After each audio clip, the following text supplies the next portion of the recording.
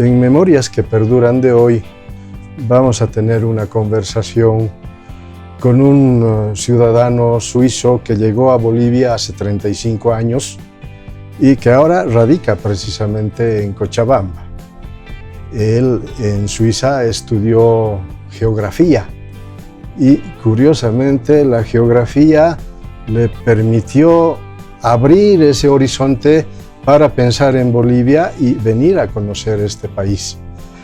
Pero en Cochabamba ya también hizo sus estudios de licenciatura en Administración de Empresas y actualmente trabaja en el Centro de Estudios Superiores Universitarios, el CESU.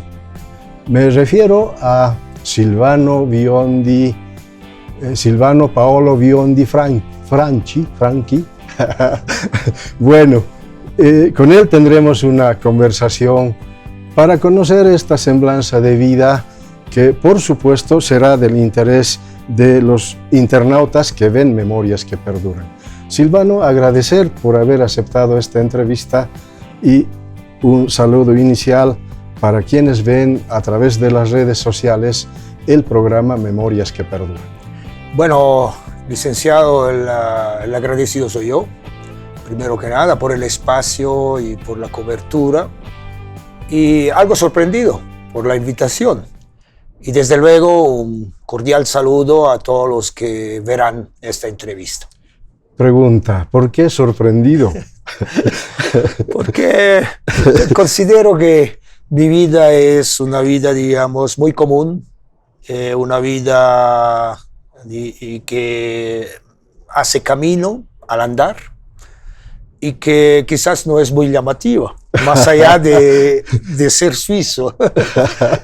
Bueno, veremos en la entrevista. Bueno, de acuerdo. Y el internauta dirá si valió la pena o no. De acuerdo, adelante. Bueno, ¿y cómo surge esta motivación de venir a Bolivia? Bueno, es una linda historia que recoge experiencias de diferentes escenarios y siempre me gusta contarlo. Si bien la geografía me dio el impulso final, quizás casi final, pero hay otros antecedentes que vale la pena contar. Cuando era pequeño siempre escuchaba hablar de un tío, Santiago Rossi, era el tío del papá, que había decidido dejar Suiza. Eran los tiempos entre las dos guerras mundiales, donde evidentemente en Europa habían ciertas dificultades de todo orden, y él decidió dejar el país para viajar a la Argentina, el sueño americano, ¿no? Por si acaso para nosotros ya era americano, no era sudamericano. Y me refiero provocativamente al hecho de que era la América de primera, no la primera de segunda. Bueno, escuché hablar así de este tío Giacomo Rossi, que después se volvió Santiago Rossi. Y luego, bueno, al crecer, llegó Pelé. Con el papá... ¿A Suiza? No, llegó la idea de Pelé. A la idea de Pelé. Con el papá compartíamos esta pasión por el fútbol y esta pasión por este Brasil. Y entonces, bueno, Argentina, Brasil, y uno empieza a buscar dónde estarán estos países, ¿verdad?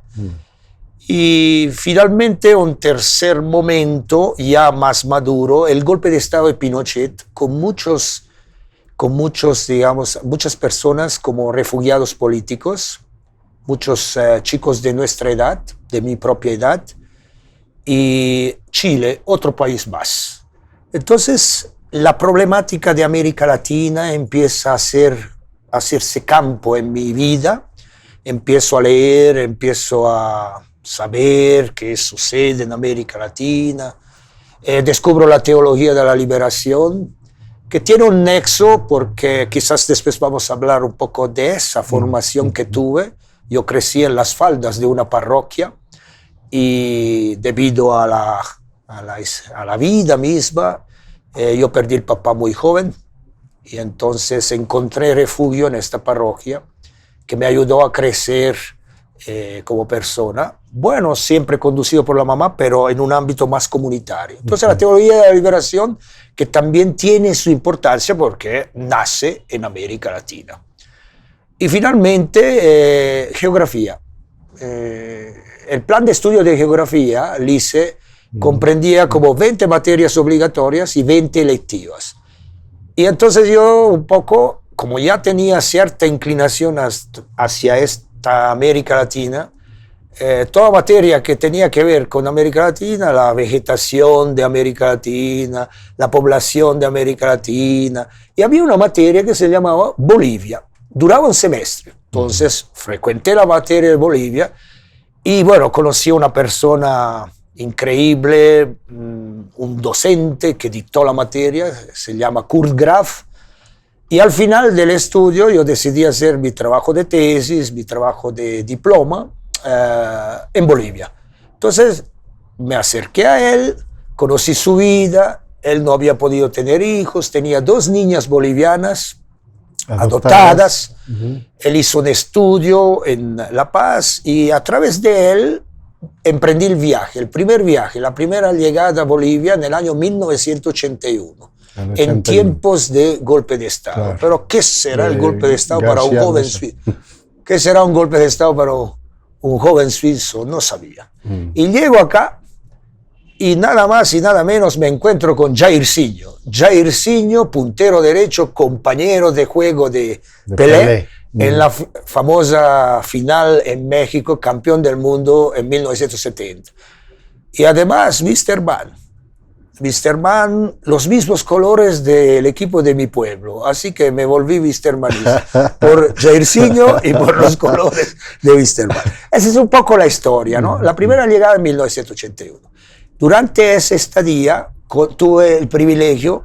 Yo vivía cerca de la parroquia San Pedro, curas de Turín, de Italia. Franciscanos de Turín, de Italia. Entonces podía hablar italiano porque si bien soy suizo, pero de la parte de habla italiana de Suiza. Y compartí con ellos y un día me llevaron de paseo, porque era un paseo llegar hasta la Ciudad del Niño. Creo que el asfalto llegaba hasta la plazuela de Calacala, creo. Y bueno, llegué y la Ciudad del Niño fue como algo que despertó muchas cosas para mí.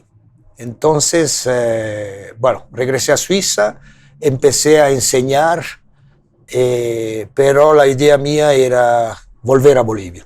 Y así volví la segunda vez en 1985 y ya van casi 35 años. A poco tiempo, digamos como 4 años de diferencia. 4 años después, sí. En el 81 me quedé solo 6 meses para reunir un poco la información para el trabajo de tesis. ¿Y cuál fue la decisión de volver a Bolivia? O a Cochabamba, más concretamente. Bueno, como decía, ¿no? Me gusta la película de Chaplin, que es la historia de Chaplin, de Carlito Chaplin, donde él llega a los estudios y lo hacen entrar en un depósito donde había de todo, vestidos, disfraces, zapatos, y él es, dentro de esta muchedumbre de cosas, él es llamado por su famoso sombrerito, los bigotitos postizos, los zapatos y ese pantalón ancho, ¿no? Un poco cuando yo fui a conocer la Ciudad del Niño, un poco queda esa sensación que me capturó, parecía para toda la vida. Bueno, no fue así, pero de todas maneras capturó un momento fundamental de mi vida. Entonces, escribo al padre Antonio Berta, que en paz descanse, y escribo para ver la posibilidad de hacer un voluntariado inicialmente de 2 años. Pido permiso a mi mamá y mi mamá dice, sí, 2 años, pasan rápido, eres joven, no eres casado, anda nomás. Y pobre mamá después me decía antes de morir, ¿no? Y los 2 años han pasado, pasaron. Bueno, hasta ahora 35 años. Mientras tanto, ya se fue también mi mamá. ¿Y cómo fue el trabajo ya en la Ciudad del Niño? El trabajo de voluntariado. Bueno, El trabajo de la Ciudad del Niño fue un trabajo, considero yo el mejor trabajo que he hecho hasta hoy, por la significancia que ha tenido ese trabajo, un trabajo muy interesante, donde he podido un poco desplegar todos mis deseos de formación en ciudadanía, formación social, formación, digamos, de empeño para el bien público, para el bien común. Entonces, bueno, yo cumplía una función, era coordinador de la parte educativa de la escuela básica. En aquel entonces se llamaba básico, ¿no? Básico, sí.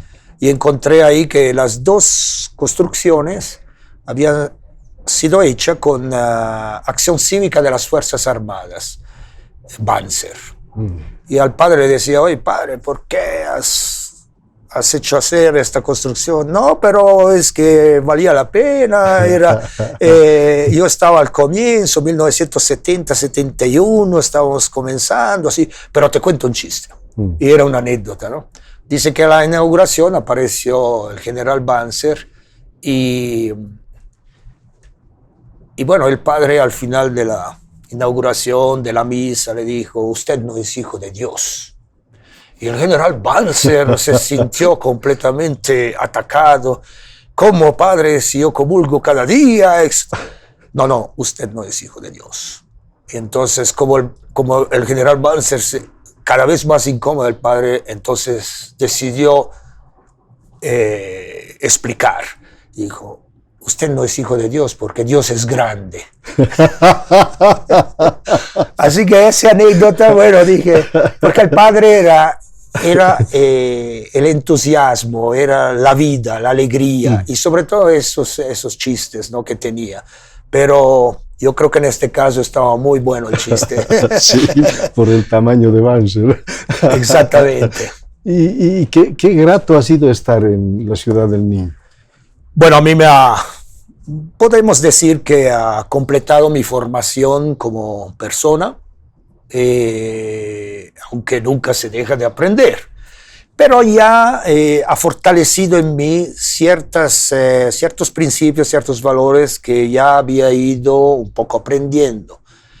Mi historia en Suiza es una historia interesante, como le decía, no es por falta de modestia, sino me parece interesante porque es un recorrido. A mí me gusta un poco la idea de estar en eterno camino, no solo, sino en comunidad, en comunión, porque así lo aprendí.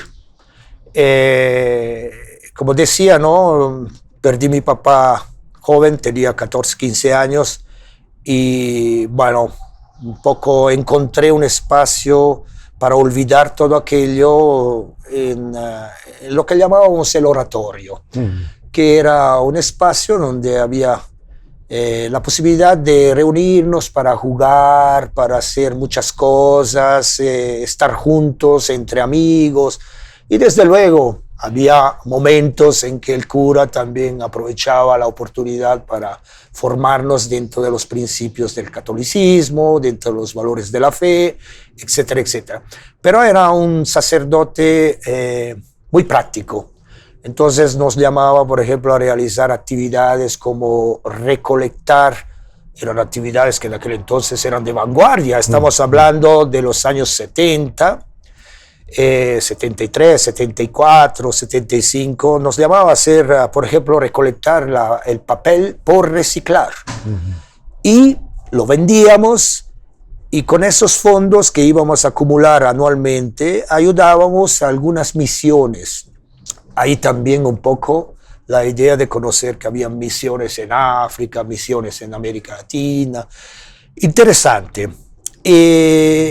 Cuando llego un poco a la Ciudad del Niño, tengo esta visión.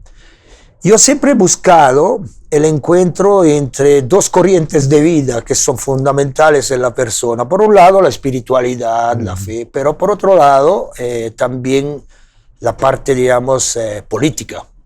Y cuando digo política, no es un partido, sino es ubicarse. Cuando empiezas a ver el mundo de complejas relaciones entre países, cuando empiezas a ver el mundo de poderosos y menos poderosos, poderosos que deciden la economía, empiezas a ver que hay capacidad para algunos de estocar material, para liberar ese material, esa materia prima cuando conviene, generando desfases a todo nivel.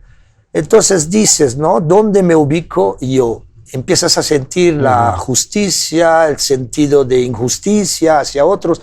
Uno se pregunta, ¿y por qué yo estoy así? ¿Y por qué otros no están así? Entonces las dos corrientes, la parte, digamos así, el pensamiento católico, el pensamiento, digamos así, ya de una postura política, hasta empiezo a pensar en un pecado de origen, que ni el bautismo me puede borrar, a menos que como persona tomo conciencia de ese origen. Y no puede ser que yo me beneficie tanto, porque Suiza es uno de los países reconocidos mundialmente de un gran nivel de bienestar compartido, que eso tal vez es una cosa buena. Y entonces ese sentido de un poco reparar este pecado de origen, que también influye en mí, y me hace crecer en este ámbito, ¿no? De Ciudad del Niño, con niños, jóvenes, señoritas, y siempre buscando un poco este encuentro con el padre Antonio Berta, de discusiones, pero enriquecedoras, que duraban días, noches a veces. El padre también decía, ¿no?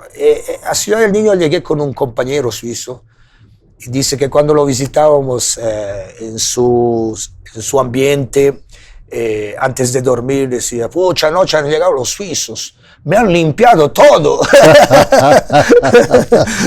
Porque siempre nos invitaba a algo, pero nosotros limpiábamos. Y bueno, es de crecimiento total, es decir, por eso decía, es la consolidación de estos principios que había ido construyendo en mi propia vida, ¿no? Habiendo venido solo 2 años para el voluntariado, ¿cuánto tiempo se dedicó a la Ciudad del Niño? En realidad, esa experiencia me atrajo, me motivó tanto que al final me quedé casi 10 años. Casi 10 años. Y bueno, ahí conocí a Irene, que bueno, se convirtió en mi esposa. Y al momento de decidir, bueno, nos vamos a casar, sí, vamos a formar una familia, sí. Bueno, el voluntariado ya no hacía sostenible esta posibilidad de proyecto de pareja. Entonces, bueno, es ahí donde decido estudiar en Bolivia. Retomo los estudios desde el SEMA, porque también inicialmente acompañé a 3 chicos de la Ciudad del Niño, jóvenes, que no habían podido estudiar. Entonces decidimos hacer juntos este bachillerato en el SEMA Julio Terán Rocha, en el poderoso SEMA Julio Terán Rocha, en donde encontré a un director interesante. Bueno, él quiso hacerme hacer el SEMA desde el básico, ¿no? Pero le dije, señor director, estoy dispuesto a hacer el común y el superior, que eran 2 años, ¿no? En aquel entonces. Pero el básico no, estoy dispuesto a dar un examen, así. Pero don Félix, el director, don Félix Suárez, persona, digamos así, abierta, me dio la posibilidad de entrar directamente en el SEMA común, y así frecuenté 2 años el SEMA común y el SEMA superior. Salimos bachilleres y de ahí a San Simón escogí la carrera de administración de empresas, pero nunca vi la parte última, la cola, la empresa. Sino vi siempre la administración porque me interesaba mucho toda la teoría que está alrededor de la administración para confirmar actividades previas que habíamos realizado. En la Ciudad del Niño, además de acompañar los chicos, los jóvenes, las señoritas, particularmente en el ámbito formativo educativo, ayudarlos en las tareas, ayudarlos en la comprensión de algunas cosas. Eran fanáticos de matemáticas en aquel entonces y ellos siempre tenían cierta dificultad en entender las matemáticas. Pero en la Ciudad del Niño hubo una experiencia que la quiero contar. 1985, cierre de las minas, 21060, éxodo de las minas, aplicación bla, bla, bla. del modelo neoliberal. Correcto. Entonces nos despertábamos una mañana y veíamos 3 familias nuevas. El día después, otras familias. Las familias tienen niños, tienen hijos. Claro. No había suficiente espacio para que sus hijos puedan frecuentar la escuela más cercana, que estaba ubicada dentro de la Ciudad del Niño. La Ciudad del Niño previamente ya había tomado una decisión muy sabia. No encerrar la escuela solo a los niños que vivían en Ciudad del Niño, sino abrirse alrededor, para recrear un nexo social en los propios niños, entre comillas, internos. Encontré padres de familia completamente emprendedores, valientes, que no se resignaban a un destino, sino intervenían en el destino. Algo interesante. No hay escuela física para nuestros hijos. Claro, podían ir al cruce Taquiña, sí, pero siempre era complicado si lo tenían ahí a una cuadra, los que vivían ahí alrededor. Me dicen, como era coordinador de la escuela básica, me dicen, ¿y por qué no construimos una escuela? Hablo con el padre y me pareció que fue la experiencia de oro para mí, dentro de la Ciudad del Niño, al margen de acompañar a los jóvenes, como habíamos dicho, ¿no? Nos organizamos a través del trabajo comunitario, que era algo que a mí me entusiasmaba, me impresionaba, era la solución a la vida, estar juntos para enfrentar problemas. En lo práctico, una escuela para nuestros hijos.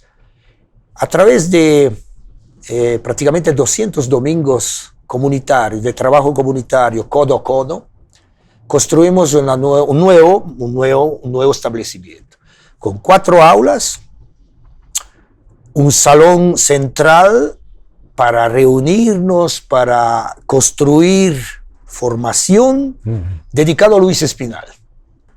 Luis Espinal, que al llegar también capturó mi atención. No me capturó la atención solamente el Wisterman o el Jairzinho, ¿no? Sino también Luis Espinal. Después construimos un ambiente con duchas como respuesta a la necesidad de la gente. No había agua. Ciudad del Niño recibía agua en donación de la cervecería Taquiña. La gente alrededor no tenía agua, entonces construimos las duchas bajo la idea de un manejo sostenible, pagando el gasto eléctrico, el gasto del agua, pagando a la señora que limpiaba y atendía.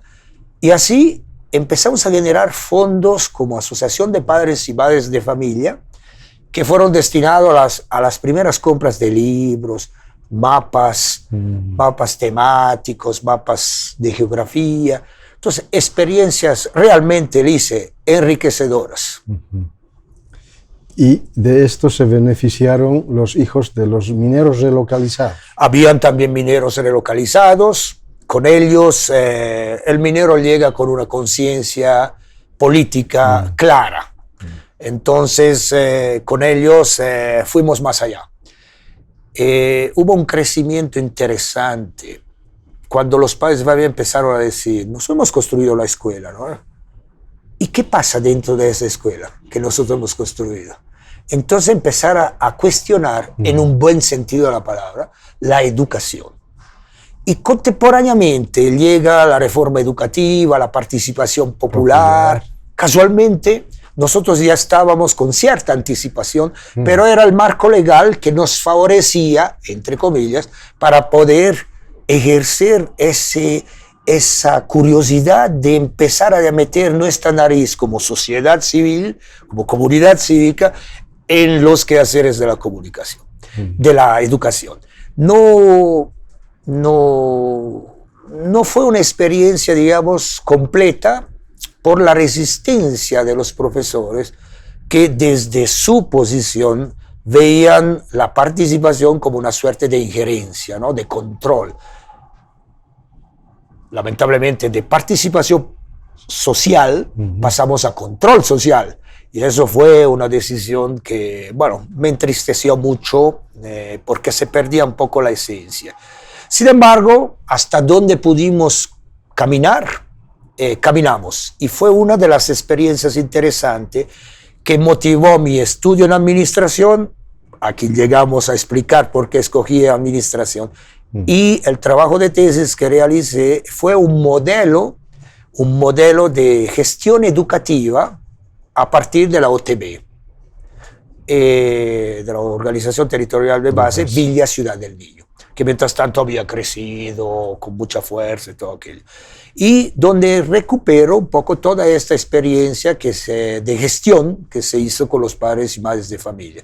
Luego viene el estudio en desarrollo, la maestría en el CESU, en el Centro de Estudios Superiores Universitarios, donde también combino educación y desarrollo como variables interdependientes y donde también recupero la experiencia con los padres de familia. Es más, en la defensa de tesis tuve la osadía de invitar a 3, 4 padres de familia, los cuales, bueno, yo hice la parte teórica y ellos hicieron la parte práctica y luego sacamos conclusiones y así fue mi defensa pública. Era una forma de devolver a los padres de familia y madres de familia lo que realmente habían significado en esa experiencia. Y ahora, ¿en qué contribuyó la formación de administrador? Muy poco, creo. Muy poco, creo. Pareciera que la administración, bueno, sí, me interesaba la parte conceptual, teórica. Siempre busqué un poco la administración, por eso me olvido siempre de la cola, ¿no? De empresas. Por eso yo también digo. La administración como, digamos así, un marco teórico y conceptual para una gestión comunitaria. No había mucho ahí, pero de todas maneras hay principios, fundamentos que siempre alimentan, digamos, la posibilidad de una mejor organización, una mejor gestión en forma comunitaria, ¿no? Un poco yo busqué el sustento teórico a lo que habíamos ya vivido en la práctica. Ahora, ¿qué pasó después de los 10 años y de haber contraído matrimonio? Bueno, el matrimonio llega en el 93, después de 8 años, y bueno, vivimos en Villa Ciudad del Niño, nacen 2 hijos, la necesidad de encontrar estabilidad laboral.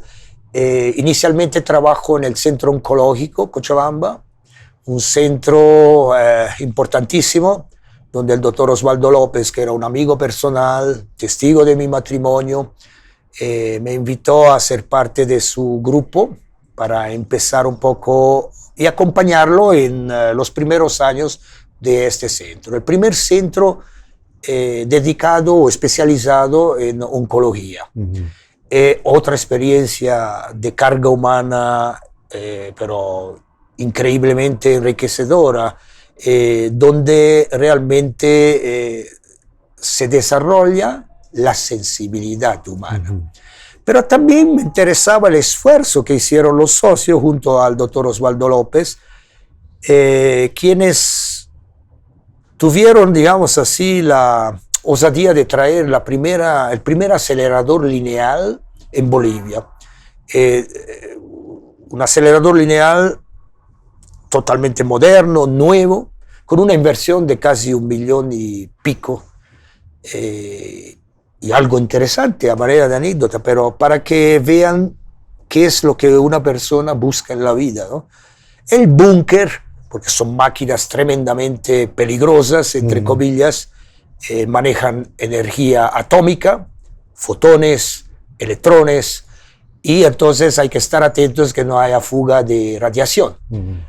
Las paredes del búnker, donde va a trabajar la máquina, son paredes de 1,20 metros de espesor, de concreto, y el techo lo propio, ¿no? Imagínense qué bonito. cuerpo médico, el equipo administrativo, el doctor Osvaldo en primera fila. Vaciamos durante 2-3 días seguidos. No se puede dejar de vaciar porque se quedarían grietas por donde podría escaparse la radiación. Vaciamos el búnker, nosotros, médicos con sus ampollas al llevar carretillas por un caminito hecho de tablones. Seguimos con ese concepto de trabajo comunitario. ¿Cómo encontrar solución a nuestras necesidades, pero no de forma individual, sino de forma colectiva? Y eso es realmente una herencia quizás que viene de Suiza también, porque así crecimos como país. Cuando llegué acá, y después retomo el otro hilo, pero cuando llegué acá, recién redescubrí la importancia de Suiza, porque allá renegaba, ¿no? Suiza, el corazón del imperialismo, por donde fluyen todos los capitales, buenos y males, el secreto bancario. Pero cuando llegué acá, bueno, tuve otra lectura, que quizás podemos hablar más tarde. Entonces, centro oncológico durante 1994-1998, son 4 años, y luego ya estaba estudiando administración, sale una convocatoria, me presento, gano la convocatoria y empiezo a trabajar con el licenciado Jorge Guevara. Ahí sí, aprendí en San Simón, porque yo estudié en San Simón, ahí sí vi que era un buen administrador. El licenciado Jorge Guevara tuvo la osadía, siempre hablo de osadía en términos de desafío, algo positivo, no negativo, ¿no? Tuvo la osadía de cambiar, de transformar el sistema de registro estudiantil. Entonces, soy parte de ese equipo que implementa el SIS en la Universidad Mayor de San Simón. Trabajé ahí hasta el año 2006, entonces más o menos 1998-2006, en la UPSI, y luego pasé al PROMEC porque conocí al licenciado Oscar Segada, un maestro para mí, que conocí en la maestría porque él dictó clase, ¿no? Paso al PROMEC, que era la unidad de interacción social de la Facultad de Ciencias Económicas, donde tuve la posibilidad de hacer cosas muy interesantes, estar con los estudiantes. Por ejemplo, junto al licenciado Segada hicimos el Día de la Ética, la Empatía Compasiva y el Medio Ambiente. Lo llevamos adelante con 24 versiones, donde participaban estudiantes, docentes, administrativos de la facultad. Y muy interesante la experiencia también. Y finalmente al CESO. El CESO. A ver, habíamos estado hablando anteriormente de la teología de la liberación. ¿Cómo es que influyó también este movimiento eclesiástico en Silvano Bion? Bueno, influyó, digamos así, de manera muy importante. Lamento mucho que después de alguna manera ha sido, no se le ha dado la importancia que podía tener.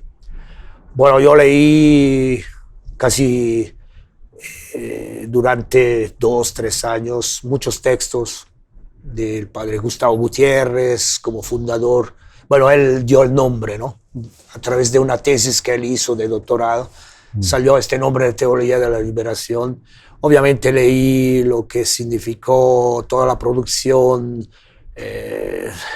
toda la reflexión de parte de los teólogos brasileños particularmente. Me impresionó después del Concilio Vaticano II, que ya fue la apertura hacia el mundo de parte de la Iglesia, una visión distinta del mundo de parte de la Iglesia, con Juan XXIII, el Papa Juan XXIII, casualmente de Bérgamo, como el Padre Antonio. Entonces, dos figuras claves también por su humildad, por su sencillez, por su franqueza y transparencia en su manera de ser.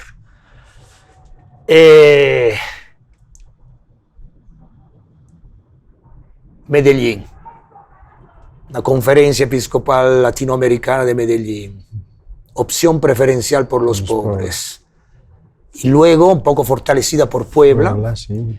pero el punto principal, el punto de partida, seguramente Medellín, más fuerte, más claro.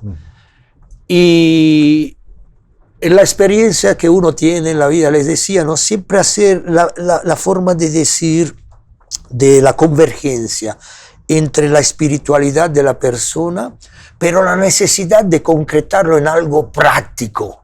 Entonces, la parte, digamos, la otra corriente, la política. Uno no se vuelve, digamos, político porque quiere serlo, sino es la misma vida que te induce. Cada vez que tomamos una decisión, ¿dónde me ubico? ¿Dónde estoy? ¿Qué decido? ¿Qué hago? Automáticamente me torna político. Y la idea del socialismo como una suerte de llevar a la práctica lo que era la enseñanza, digamos así, de hermandad, de bien común que se vivía desde el principio del catolicismo, ¿no? La idea de socialismo del abuelo. Tengo dos abuelos, el abuelo paterno, que era agricultor, era leñador, y el abuelo materno, que era migrante y que abrazó las ideas del estado social, del estado de bienestar, que inicialmente, bueno, por su trayectoria, su vida de migrante, de trabajador, así de obrero, bueno, las ideas socialistas. Entonces yo siempre preguntaba a mi mamá, ¿y por qué el abuelo Rómulo no va a la misa? Y había un poco esa idea de que los socialistas no iban a la misa. Pero al descubrir la persona del abuelo Rómulo, descubrías que era una persona tremendamente humana. Entonces decíamos, ¿y por qué hay esta incongruencia, no hay ese punto de encuentro? En América Latina encuentro esa posibilidad de unión, de conjunción entre lo que era la fe y la práctica. Ahora que nos hayamos equivocado, no sé, eran tiempos de mucha juventud. Entonces lo que sucede con Monseñor Romero, que para los europeos creo que es una Luis Espinal, los dos a 2 días de diferencia, uno el 22, el otro el 24, asesinados por su forma de interpretar la vida desde la corriente católica y la corriente, digamos así, social política. Entonces la teoría de liberación marca porque ahí está lo que yo necesito. El encuentro está, es decir, la espiritualidad y la humanidad que cada uno tenemos y la posibilidad de volver práctico algo que normalmente se mantiene ahí como algo efímero que está ahí flotando. Ahora, después de Medellín, de Puebla, de Santo Domingo, Silvano, ¿cómo encuentras la iglesia en el contexto boliviano? La iglesia boliviana, de alguna manera, siempre ha sido muy prudente, considero yo. El mensaje es claro. Y cuando decimos iglesia hay que dividir, ¿no? Por un lado, la jerarquía, digamos que, bueno, está ahí. Pero no se olviden, el 95% de la iglesia no es jerarquía, es pueblo, Claro, así es fe. Y la fe circula, el Espíritu Santo circula libre, está en cada uno de nosotros, aunque no nos declaremos católicos, practicantes, qué sé yo, pero el Espíritu Santo circula libre en las personas. Entonces, una iglesia que me parece que no completa el mandato por el cual está llamada a cumplir. Algo un poco adormecido, diría yo. Claro, hay pronunciamientos, ¿no? Hay pronunciamiento. Ha habido momentos que sí, de más clara postura, pero como en todo, ¿no? Hoy en día todo está un poco confuso, no se ve claro el camino, no se ve claro el horizonte y nos perdemos. Y creo que la iglesia le falta algo para ser luz en el camino. No quiero dejar de mencionar la fundación, una fundación que está retomando, digamos, esa pasión por el fútbol. Y no solo. No solo, además. Bueno, la Fundación Inti Calpanchis, nuestra fuerza al sol, porque queremos rescatar del sol sus dos energías fundamentales, la luz y el calor. La luz, porque la luz nos da claridad, nos da transparencia y sobre todo nos impulsa a hacer luz en nuestras vidas, en la vida de los demás. Y el calor, porque sin calor no hacemos nada. Cuando tenemos calor, somos vivos, reaccionamos, tenemos pasión, hacemos las cosas y siempre juntos. No hay nuevos amaneceres sin el despertar del sol. Eso pensamos. Por eso es el Inti. Ahí está. Y el Calpanchis que nos da fuerza. Nuestra fuerza al sol, el ¿no? Camino, la luz. Es referente. Además que, bueno, es referente también porque de alguna manera culturalmente el dios sol es vida y está presente en esta cultura como lo está en Egipto, por ejemplo, ¿no? Es decir, ahí se llamará el dios sol de los egipcios. Pero bueno, en fin, la fundación nace por la voluntad de 9 padres y madres de familia, 5 mamás y 4 papás, que deciden llevar la experiencia previamente vivida en la escuela dentro de la ciudad de los niños, entonces de la escuela al barrio, de la escuela a la comunidad, llevar esta experiencia de visión comunitaria, de, por ejemplo, nace el programa de sana terapia ocupacional, cómo ocupar sanamente el tiempo libre que tenemos, poco o mucho. Veíamos a nuestros niños, estaban de moda los primeros café internet, salían de la escuela y a la bajada había algún comerciante de indudable viveza que se ponía en el camino de los escolares y veíamos cómo nuestros niños capturados por estos juegos, ¿no? Y cuando empezábamos a ver los juegos, normalmente violentos, normalmente que te transmiten la idea de que solo el más grande, solo el más fuerte, solo el más vivo es el que gana, es el que triunfa. Entonces hemos dicho, programa de sana terapia ocupacional, una alternativa a esta ocupación del tiempo que no veíamos como convenientes como papás y mamás. Claro, papá, mamá está trabajando, pero hay, bueno, sus hijos así. Entonces nace el programa con 4 escuelas iniciales, la escuela de fútbol, la escuela de danza folclórica y la escuela de ajedrez y la escuela de teatro infanto-juvenil. Empezábamos así con las actividades y con el tiempo quedaron principalmente la escuela de fútbol y la escuela de danza folclórica. Las otras 2 no tienen mucha aceptación. Y cuando salimos de la escuela, porque nuestros hijos incluso ya habían dejado la etapa básica, lo que ahora se llama primaria, entonces fueron a diferentes escuelas, diferentes colegios, y así nació la Fundación Inti Calpanchis con este grupo, 9 papás, es decir, 5 mamás y 4 papás. ¿Y cómo está ahora la actividad deportiva? Seguimos, lamentablemente con, bueno, la sigla de Fundación Inti Calpanchis es FUNINCA, ¿no? FUNINCA. Entonces seguimos en el fútbol, seguimos en la danza folclórica con más o menos unos 250 participantes, que no es poca cosa.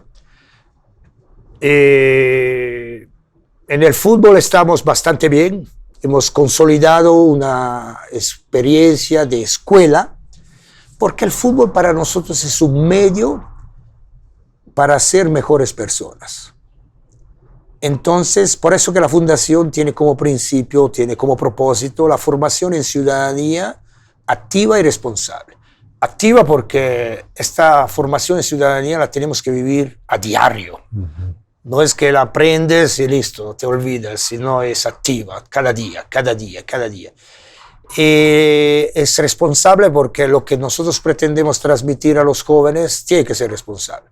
Entonces, asumido responsablemente de parte de los adultos, de parte de los mayores.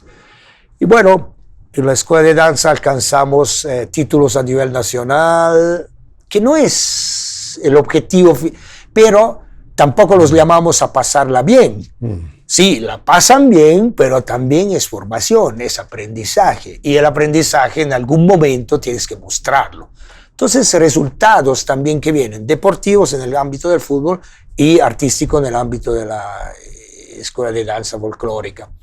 En el deporte, bueno, en el fútbol estamos muy bien ubicados, una escuela consolidada. Tenemos a varios profesores ex jugadores de fútbol profesional. Vale la pena mencionar en su debido momento al grande profesor Víctor Eduardo Villalón, que también conocí en el 81 junto a Jairzinho, a Nene Vargas, a Gastón Taborga. Y bueno, ahí está, el profesor Villalón puso las bases de esta escuela durante varios años. Luego llegaron profesor Ricardo Torrico, Tiquipaya Torrico, que ha sido jugador del Strongest, ¿no? No nos olvidaremos. Sí. Y actualmente es el coordinador de la escuela. También hemos tenido tenemos en este momento a Rafael Salguero, el Mudo Salguero, y entonces, y un poco que da vuelta por ahí, que es un gran amigo, también Wilson Cortés. Entonces la escuela está muy bien. El problema de la escuela es que no reluce todavía muy bien porque somos parte de un conflicto que se generó hace 8 años y medio, que es la división de la Asociación de Fútbol Cochabamba. En este momento hay una asociación de fútbol Cochabamba, considero yo, la legal, la que todos hemos conocido en la calle Ecuador, y hay una agrupación que se desprendió de la Asociación de Fútbol Cochabamba, y que está reconocida por la federación, consideramos nosotros de forma ilegal y legítima, pero esta división que nos hace mucho daño, quizás yo soy uno de los, ¿cómo se puede decir?, de las personas que mantiene esta división, porque nos dicen que es fácil. Si bien al comienzo de la división eran 55 clubes que estaban en la asociación y solo 10 clubes que se fueron a la agrupación, actualmente se ha revertido la fuerza por medidas totalmente inconstitucionales, porque la federación, por encima de la Constitución, avaló la decisión de que el niño jugador que estaba en la asociación desconocida no podía vestir la casaca de las selecciones departamentales y nacionales. Entonces, cuando un chico destaca a partir de los 15 años, ¿qué hace el padre? Lo lleva donde lo reconocen, ¿no? Y te dicen, sí, está bien los principios, los valores, ¿no?, contra la corrupción, porque esa federación la tenemos clara, ¿no? No vamos a hablar, pero la tenemos clara. Claro. Eso. Claro. Entonces nosotros estamos un poco planteando otra forma de pensar el fútbol. Pero hoy somos minoría. Ahora hemos quedado de esos 55 quizás 20 clubes, 18 clubes. Pero hemos perdido por esas razones inconstitucionales, ¿no? Los padres de familia se van donde sus hijos son reconocidos y tienen la posibilidad de hacer carrera, entre comillas, futbolística. Por eso que Furinca no es visible, pero somos los últimos campeones invictos de la primera A de la asociación, donde nosotros hemos decidido, esta es nuestra casa y de aquí vamos a morir. Hemos nacido aquí y aquí moriremos. Bueno, Silvano, para concluir esta entrevista, ¿qué significa la Universidad Mayor de San Simón para Silvano? Bueno, indudablemente es un espacio de trabajo. A Dios gracias y a la Universidad Mayor de San Simón que me ha dado la posibilidad de trabajar. Pero también es un espacio de formación académica, es un espacio de vanguardia intelectual, donde tenemos que retomar el rol de ser luz en la sociedad. La universidad está conformada por profesionales, grandes profesionales, que tienen que asumir su rol cívico, particularmente, para fortalecer la ciudadanía, para fortalecer, digamos así, la comunidad cívica. Bolivia, nos hemos ido acostumbrando desde, no me recuerdo bien si Troll, si D'Orbigny, si Humboldt, cuando decía Bolivia parece un mendigo sentado en un trono de oro. Nos han inculcado esa idea de tal manera de pensar que estamos llenos de recursos naturales importantes, casi el 50% de las reservas todavía no tocadas de litio del mundo, 43, 44%, imagínense. Entonces, y nos hacemos la idea que nuestra vida, nuestra existencia tiene que girar alrededor de estos productos, de estos recursos, ¿no? Y le metemos con todo al extractivismo como una corriente que va a dar solución a nuestros problemas. No, Bolivia hay que servirla, no exprimirla. Gracias, Silvano. Muchísimas gracias por haber estado en Memorias que Perduran. Tu despedida del público que ve el programa. Bueno, espero no haberlos aburrido, espero haberlos entusiasmado a tener vida, a tener fe, a creer que somos capaces de muchas cosas. No quedarnos conformes, sino seguir caminando. Y al andar, hacemos camino.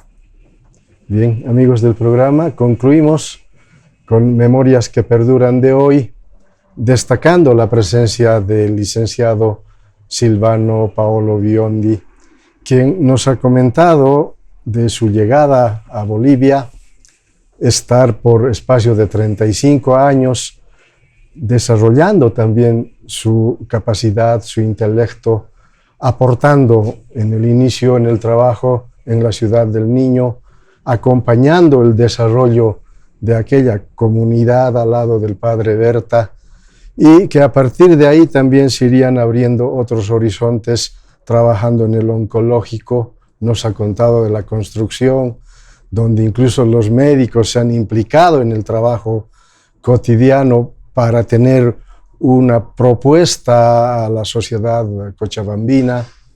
Su incursión en la Facultad de Economía, estudiando administración, y no le gusta mucho la cola, como dice lo de la empresa, pero que también ha servido como un acicate para desarrollar su trabajo en la Universidad Mayor de San Simón. El tema de la fe, la espiritualidad, la ciudadanía, está presente en su conversación y es algo que lo tenemos que tomar en cuenta para seguir trabajando y caminar este camino que Machado decía, camino se hace al andar. Amigos del programa, será hasta otra oportunidad. Ha sido grato estar con ustedes.